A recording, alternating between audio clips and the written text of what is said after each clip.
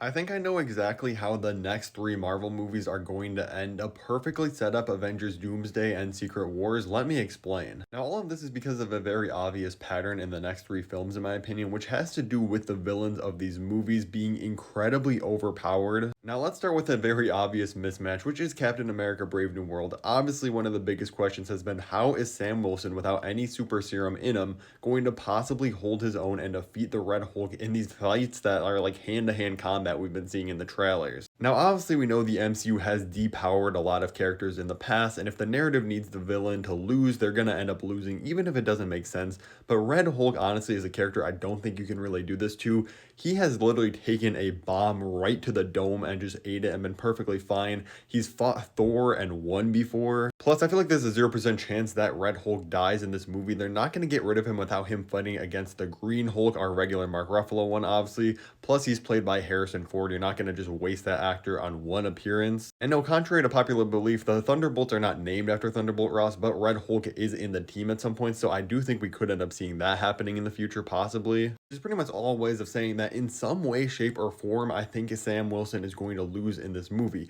He's either going to be beat so badly by the Red Hulk that he's forced to maybe like compromise his ideals and end up taking the super serum, or things end up in such a bad state in this movie that he is defeated, and then the post-credit scene is him like calling for Thor or some of the other Avengers, and we start seeing them team up because really we're running out of time to see these characters ever talk to each other before another Avengers film. Which then brings me to the Thunderbolts movie, which yes, this is a Wheaties box inspired poster. I don't know why they did that. Tell me one thing that stands out when you're looking at this team. They are not that powerful whatsoever. Like, yeah, you have Bucky, Yelena, incredibly skilled. Ghost's power is pretty crazy. Red Guardian, yeah, another super soldier. But you know who these guys are fighting in their movie? They're fighting against Sentry in this movie, and it's not only him, but him alone would be a big enough problem. This dude is bulletproof, super strength, he can fly, telekinesis. In the trailer, he was straight up flattening people. I don't think this dude that is like single-handedly taking out every single thing in front of him is honestly going to get defeated by the Thunderbolts in this movie.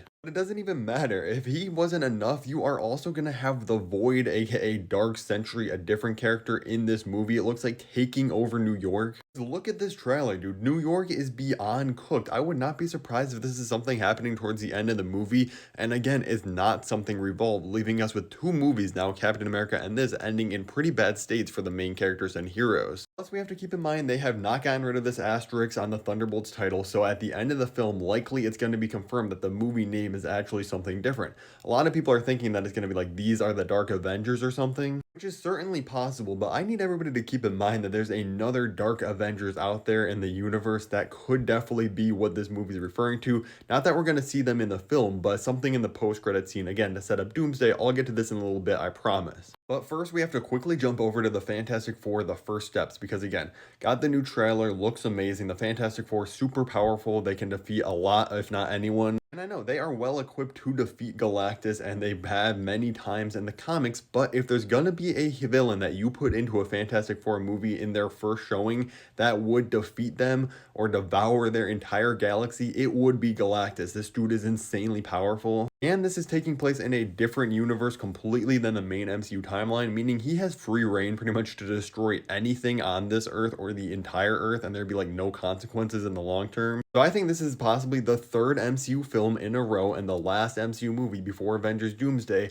where the main heroes ultimately lose. Even if at the end of the day they like somehow defeat the villain, there's going to be a part where things aren't ending great for them. I think what we see at the end of the Fantastic Four movie is the Fantastic Four going to Victor Von Doom before he's actually Doctor Doom for help. This is almost too free of an opportunity for them to generate an insane amount of hype for both the Fantastic Four and the next Avengers films when that post-credit scene happens and it's Doctor Doom, but before he has the mask or anything, he's not scarred, they just walk in, it's a regular Robert Downey Jr. sitting there. The audience would go absolutely insane. Now there's a couple possibilities for ways they could go in Avengers Doomsday, but with this theory I'm going off of, if there's one leading theory that I think connects with all this going well, Doom probably sees in some way, shape, or form all of these different universes, our main MCU timeline, the Fantastic Four timeline, and we see a bunch of other ones probably that are just like throwaway universes, all collapsing, all the heroes are losing, things are just falling apart, nations are collapsing. He decides the only way to stop it is to collapse the multiverse completely and have one perfect universe.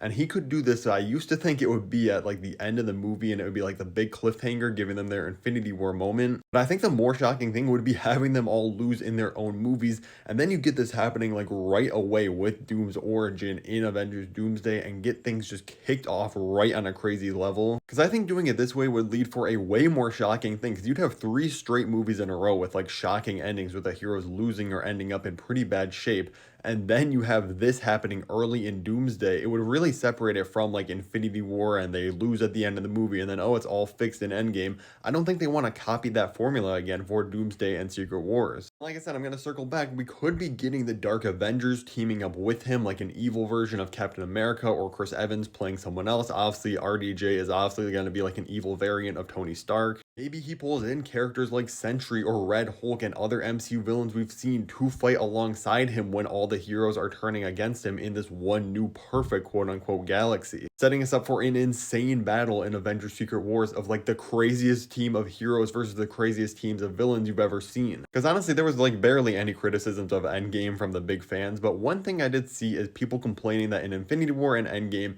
is that Thanos' kind of cronies and side villains are all just like faceless monsters that are pretty much just existing just to get defeated by the heroes and be bloodshed. So having all these other like incredibly powerful villains in Secret Wars and Doomsday could easily correct that problem. Again, it might feel overstuffed, but I genuinely think these are going to both be like 3 to 3.5 hour movies. I know this is kind of a crazy theory and it could easily collapse very quickly if like, oh, none of this happens and the Fantastic Four, Thunderbolts, and Captain America, like they all just win at the end of the day like a typical superhero movie. But I really hope we go for this angle. Even if Captain America wins, I'm not losing hope in this plan because I still think Thunderbolts and the Fantastic Four have high chances of losing. But I want to hear from you. Do you like this theory? Do you think it's absolutely garbage? How do you think these films are going to connect to Avengers Doomsday? And tap on screen now to watch my video ranking my favorite Doctor Doom designs.